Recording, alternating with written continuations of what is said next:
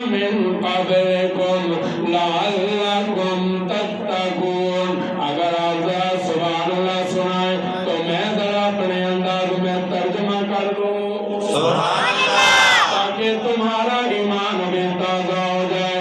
یا اللہ یہ ذرا میرے نمازی یہ جو ہیں دوست احباب یہ عربی نہیں جانتے, میں ذرا ان کو ان کی زبان میں سمجھانا چاہتا ہوں.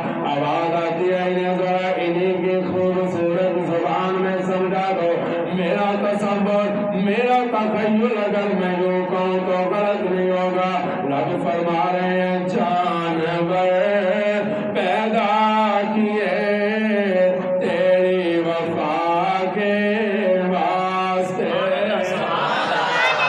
جانور پیدا کیے تیری وفا کے واسطے, کھیتیاں سرسبز ہیں تیری غذا کے واسطے, چاند سورج اور تارے ہیں ضیاء کے واسطے, سب جہاں تیرے لیے اور تو خدا کے واسطے, سب جہاں تیرے لیے اور تو خدا کے واسطے.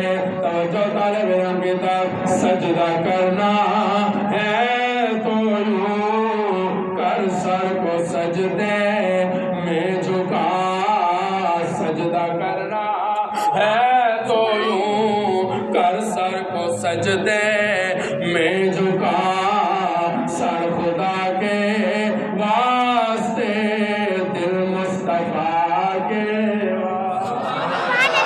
قرآن کر دو پوری کرۂ ارضی پر وَقَضَىٰ رَبُّكَ أَلَّا تَعْبُدُوا إِلَّا إِيَّاهُ, پوری کرۂ ارضی پہ کوئی پیر, کوئی فقیر, کوئی اعلیٰ, کوئی ادنا, کوئی مجدد, کوئی الفسانی, کوئی اس قابل نہیں ہے کہ اس کو سجدہ کیا جائے. یا اللہ کہنا کیا چاہتے ہو؟ آواز آتی ہے تبارک الذی بیدہ الملک, وہو ولی نہیں, وہو غوث نہیں, وہو قطب نہیں, وہو اعلیٰ نہیں, وہو ادنا نہیں, وہو ادیب نہیں, وہو خطیب نہیں, وہو علی نہیں, وہو علی کل شیء قدیر. کون قادر ہے کائنات کے ذرے ذرے پر؟ ہے کوئی اللہ کے سوا؟ اگر کوئی ہو پہنچی ہوئی سرکار آپ کی نظر میں جسے آپ کہتے ہیں جی یہ بہت پہنچی ہوئی سرکار ہے, یہ پتھر ڈوب دیتی ہے اور تیلا تار دیتی ہے, لے آئے. اگر خدا کی خدائی پہ خدا نہ خواستہ العیاذ باللہ کوئی شک ہے تو جائیں اپنے اپنے مکانوں کی چھتوں پہ کھڑے ہو کر ذرا نظر دوڑا کے دیکھیں, آسمان کے نیچے اگر کوئی ستون نظر آ جائے تو مجھے بتا دیں کون ہے جس نے روکا ہوا؟ اللہ. بولے بلند آواز سے, کون ہے جس نے روکا ہوا؟